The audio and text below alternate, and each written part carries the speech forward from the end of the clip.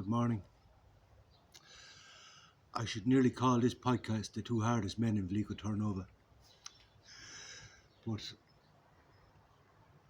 I remember one time Scott Horton asking me a question. Now, Scott used to run a gym in Colchester in England, and it was a hardcore gym. It was a hardcore gym, and he used to run one of the best bodybuilding shows in England, Hercules Olympia. But Scott was a legend, but even though he called me a bit unstable one time, like he said I couldn't go bodybuilding to, I think it was Iceland they were going, I couldn't go because I was unstable. And I sort of respected him for this. I respected him for his brutal honesty. You couldn't come because you're too unstable. But he wasn't so stable himself in the long run. But at the same time, your vibe attracts your tribe. So we used to get on well. But I remember Scott asking me, he said, did you ever think about, he said, why, he said, the lads who are breaking the rocks in the quarries, he said, they're being fed bread and lard. That's all they get, bread and lard and water. And he said they're built like brick shit houses, and they're as lean and built like brick shit houses. And I says, yeah, that's a very good question. And that's a question I thought about an awful lot, like the whole protein thing and the whole thing that everybody who asserts themselves an authority on the subject, is on about protein, loads of fish, loads of meat. And then when you think about it, a gorilla doesn't eat any meat at all. A gorilla eats nothing, only greens. And a gorilla, as we know, is solid muscle. So I just said to myself, maybe the whole thing is just a narrative that people conform to and is written by, but it's not a narrative that's being questioned at all. And maybe the narrative needs to be rewritten. And that's why I said to myself, well, my soul says, I listen to my soul. But we're doing the bread and butter first. But the results are quite dramatic. And now I'm on the bread and oil, as I was saying yesterday. And I was saying yesterday, so I said to my soul yesterday, are we going to eat less bread now? Are we going to eat less bread now? Because I said, I don't want to get too soft in the middle. And even though the chest is coming into great shape, everything's coming into great shape, and everything is fairly solid. I said, are we going to eat less bread now, tighten the whole thing back up? I said, because we're at 91 kilos, and we're going to tighten the whole thing back up and bring it back down to 89 kilos. And I said, are we going to eat differently? Are we going to eat less bread? And so I said, how about you eat less? And I says, yeah, that could work either, And so bodybuilding is not about this old narrative, eating more. You have to be conscious of when you're getting a bit soft, and as he said, just eat less. Just how about eating less?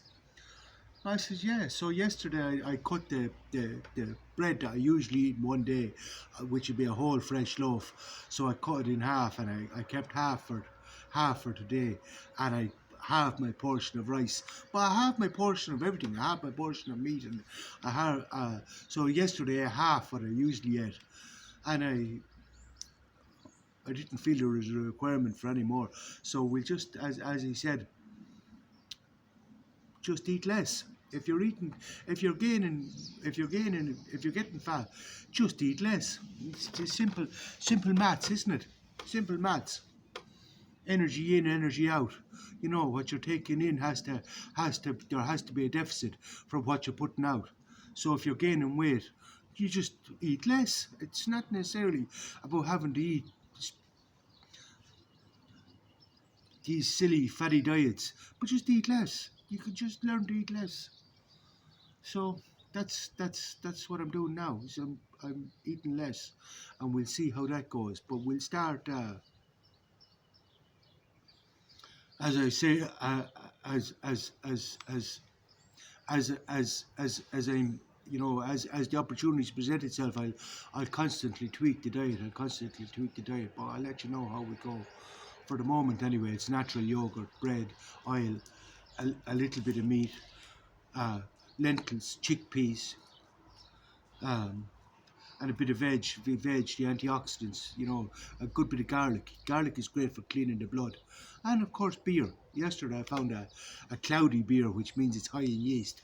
So a cloudy beer. So a good beer with plenty of yeast in it. I'm telling you this, and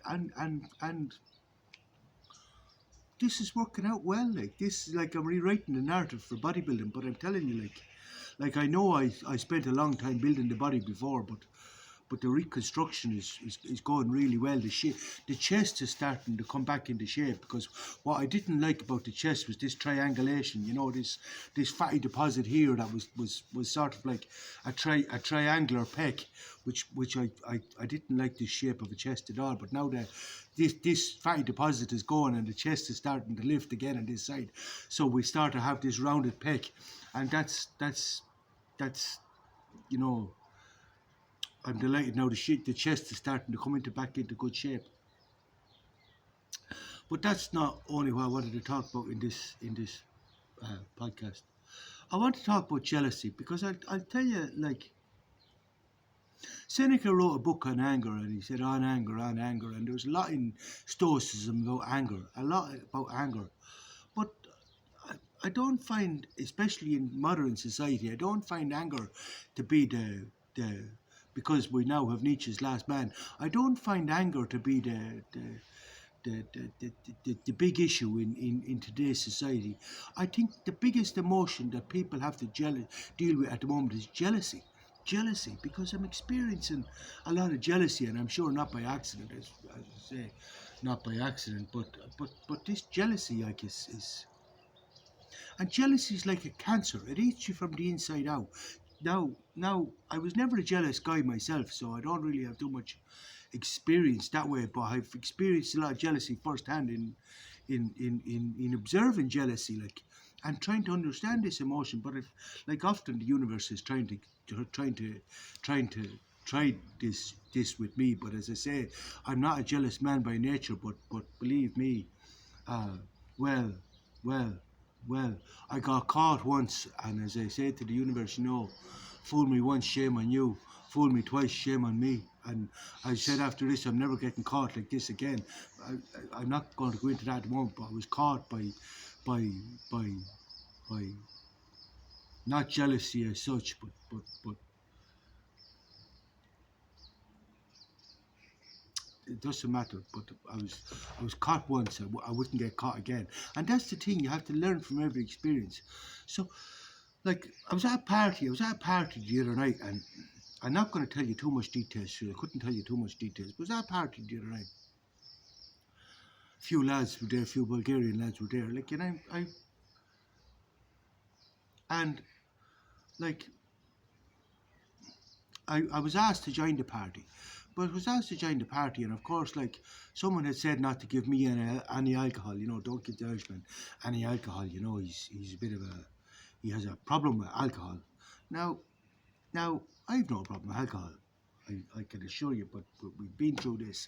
But this is very much about people who like to control other people, about they like to control everybody, and they love to have an opportunity to control somebody and to be seen to be the good Samaritan, that they're nearly doing it in my interest, not to give me alcohol. So they went off to the shop and they all bought beers. Because they bought me, I said I'll go to the shop to buy beers. No, there's a beer coming for you. I said grand, but I thought they were going to give me the one can thing. Now, the one can is all right after training, but I'm not going to sit on a can all day at a party. But Jesus, lo and behold, there was no can brought. So they all sat there and they had a can each, and nobody gave me a can. So I just said to myself, well, that's not a big issue. Like, I'll just go down and buy my own. I went down and bought 2 litres of beer for myself. And came back. So I was there drinking my beer. I said to myself, well, I have no problem with this whatsoever. Like, I'm very happy to be self-sufficient. I'm always happy to be self-sufficient. This is staying in control of yourself where possible. Be self-sufficient. This is like, I know people give me this shit, no man is an island, but that's a different thing. The first thing you must be is learn to be self-sufficient, and then you can work together. But the whole thing is not to need anything, not to want anything, not to expect anything. This is so important.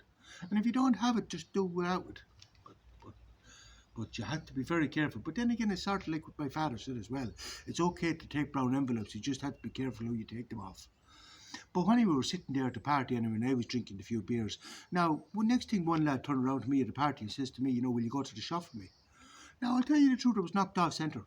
I was knocked off centre because I I was just saying to a girl earlier that morning. I said, I don't credit people like with I don't get the whole point in having an understanding of how the natural world and how the universe works. Is you don't credit people with their actions. You look past them, and you say to yourself, what the fuck you doing? You know what I mean? You look to the universe and say, what's this shit? You know what I mean? You just look straight past them. But I didn't look straight past this fella. I was knocked off centre and I sort of had to gather myself. So I had to sort of take a moment and say, what the fuck is this? And I sort of had to take a moment and gather myself. And I had to then think about all the possible responses and they go through your head like this. And it's a lot to process in a few minutes because you sort of have to say to yourself, do you think I'm your bitch? Now you could take that response, but this would be getting offended. And I sort of said to myself, well, let's not choose not to be offended. So I sort of said to myself, well, why do you not go? And he says, well, I'll buy you a can or whatever. And I says, no, well, I'm good, thanks. I have a beer. I said, I have a beer. No, I won't be going to the shop for you. I have a beer. And I sort of said to myself, I choose not to be offended, but I sort of said to myself, well, what the fuck am I dealing with here? Like, because even though we could look straight past him, and it was sort of like the universe saying to me, like, even though I can look straight past him and I can blame him, it's still a reflection of his character. It's a reflection of his character. It says a lot about his character, the fact that he would turn around to me and ask me to go to the shop for him. Now, if the universe said to me to ask him to go to the shop for me, I'd say no, mate, I'm not going to belittle anyone in that manner. If I want to go to the shop, I'll get up off my arse and I'll go to the shop. I'm not going to turn around to him and say, will you go to the shop for me? Now, it's not a matter of whether he takes offence or doesn't take offence. It's just something I wouldn't do. But it says a lot about his character that he'd turn around to me and say, will you go to the shop for me? I'm not going to say it was disrespectful or that. I'm not going to judge it that way. I'm just saying it says a lot about his character that he would turn around to me and do that. So I sort of knew the company I was sitting in then. And I sort of said to myself, well, I'm not going to engage with these cunts at all. But there was the Italian. So there was an Italian girl there. So the couple that stayed in the hostel. Now they were all speaking Bulgarian and she speaks English. So I started speaking to her. But we're sort of on the same wavelength, like, because I was telling her stories using ethos, pathos and logos. And we were having a bit of a buzz. And of course, I was telling her metaphors that she was picking up on and she was understanding. And then I was telling her stories that were relevant to the current environment, but it had deeper meaning than the superficial meaning. But she was getting it. She was more or less, she knew exactly what I was saying. This is speaking esoterically. You're telling stories, but yet if you look deeper than the surface, they're quite profound. But she was getting it all, So we were having a bit of a laugh, and I was sort of telling stories like about how you're doing it to yourself. And the story was in relation to jealous, because I could see people getting agitated, and I was telling her a story about me in Plovdiv, but I was saying how the universe said to me, you're doing it to yourself, because I was saying to the universe, if you're going to do this to me, if that's okay, if you're going to do this to me, and the universe said, you're doing it to yourself. And this is the sort of stories I was telling, but basically the jealousy kicked in, and I have to say this jealousy thing is, and the control. Then when the jealousy kicks in, this effort to control somebody else, when you can't control yourself. So you can't control yourself, but of course your first move to control somebody else, and it's to say, oh, we're going here, we're going there, we're getting out of here, we're going to leave him where he is and all.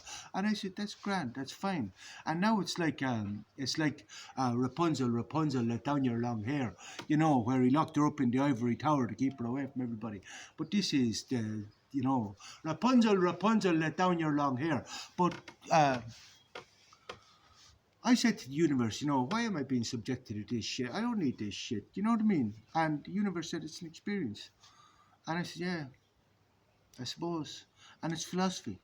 But the whole point of the thing is, I said to the universe, why do you even do this to him? And why do you subject her to this? I said, why do we even have to have this shit? This is within your control. And the universe said to me, it's for them to identify the cause of their suffering. It's for him to identify the cause of his suffering and address it and find out the cause. What's causing his suffering? What's because this jealousy thing must cause an awful lot of suffering. Evidently it does. And I said it's for him to identify the cause of his suffering. What's causing his suffering? His insecurities, his jealousy, this is the cause of his suffering. It's for him to identify the cause of his suffering and address it, and it's for her to understand that if you don't get the message stays getting louder. Because when you start accommodating somebody else's insecurities, it's a slippery slope. I make it off this.